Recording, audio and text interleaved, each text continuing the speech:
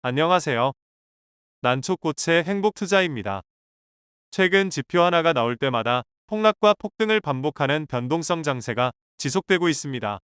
그 이유로는 일본의 금리 인상으로 인한 엔캐리 트레이딩의 청산 우려, AI 버블 논란, 실업률 상승으로 인한 미국의 경기 침체 우려가 꼽히고 있습니다. 그중 오늘은 최근의 핵심 이슈로 꼽히는 미국의 경기 침체 우려에 대해 짚어보겠습니다. 미국은 정말 경기 침체에 빠진 걸까요?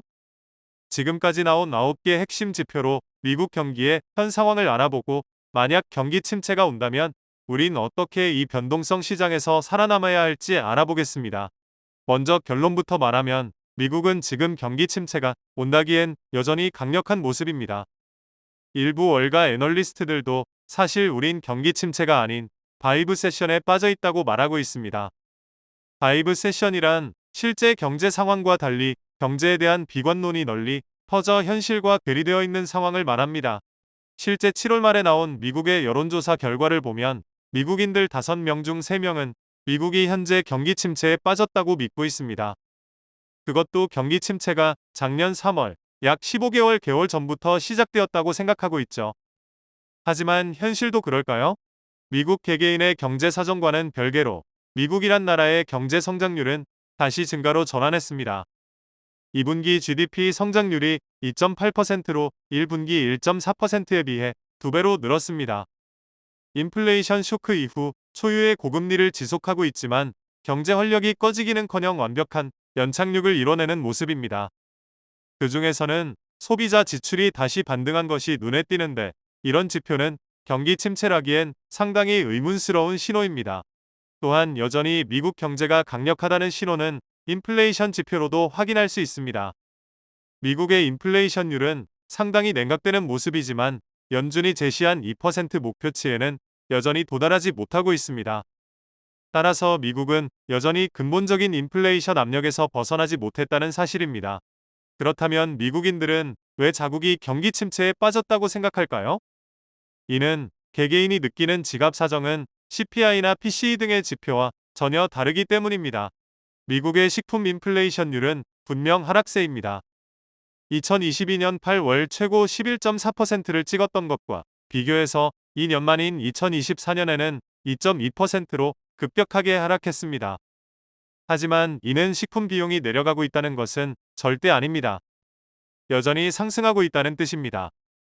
2020년 1월 이후 식품 가격은 26% 이상 상승했으며 코로나 팬데믹이 시작하기 전에 식료품에 100만 원을 썼다면 4년 반이 지난 지금은 최소 126만 원을 쓰고 있다는 것이죠. 거기다 금리가 급격하게 오른 만큼 대출 비용도 크게 상승했습니다.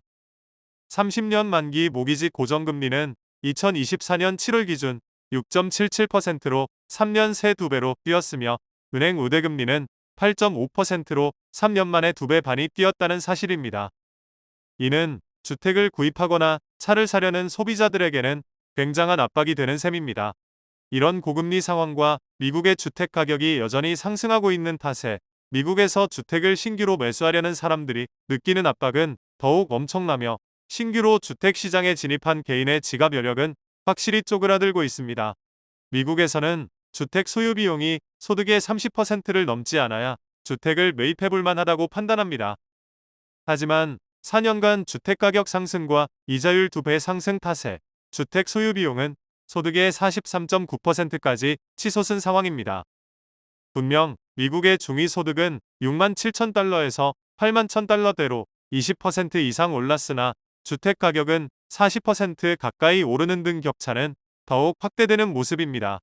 거기다 올해 초 실시한 미국의 여론조사에서 미국인들이 경기 침체에 빠졌다고 믿으며 올해 S&P 500이 올해 하락할 것이라고 예상했지만 실제로는 8월 8일 기준 스파이가 9.7% 상승하는 등 여전히 강력한 모습입니다.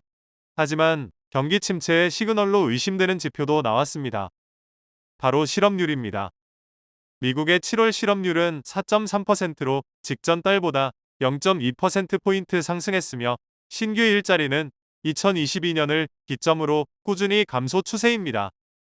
비농업 부문의 고용도 11만 4천 명 늘어나는데 그치며 시장 예상치인 17만 6천 명에 비해 확실히 냉각된 모습입니다. 샴의 법칙에 따르면 최근 3개월 이동 평균치가 앞선 12개월 중 최저치보다 0.5%포인트 이상 높을 때 경기 침체에 접어든 것으로 판단됩니다. 7월 실업률 결과로 미국 실업률의 최근 3개월 이동 평균치와 앞선 12개월 중 기록했던 최저치의 괴리를 산출해보면 0.53%포인트가 나옵니다. 샴의 법칙을 기준으로는 이제 미국 경기가 침체에 접어들었다고 판단할 수 있는 이유입니다. 그렇다면 미국은 정말 경기 침체에 빠져든 것일까요? 현재로선 그 침체 신호가 실업률 지표 하나뿐이기 때문에 확신하기엔 여전히 이릅니다. 하지만 8월에 있을 CPI와 PCE 물가지수가 더욱 중요해 보입니다. 그렇다면 이런 변동성이 심한 장세에서 우린 어떻게 대응해야 할까요? 결론적으로 말하면 시장의 매수 타이밍을 정확하게 맞추려는 시도를 하지 말아야 합니다. 경기 침체를 피하기 위해 주식을 모두 매도하고 싶은 유혹이 들 수 있습니다.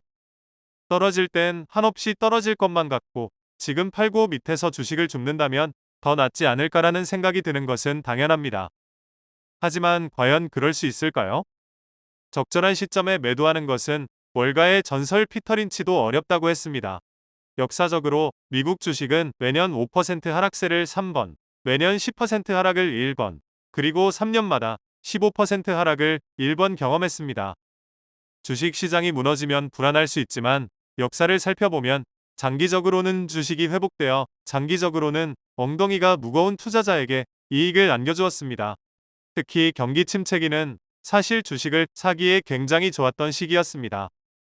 경기 침체기에 투자했다면 확장기 때보다 수익률은 항상 좋았다는 점입니다. 물론 제가 설명하는 데이터는 모두 과거의 결과입니다. 이런 과거의 결과가 미래의 성적을 보장하지는 않습니다.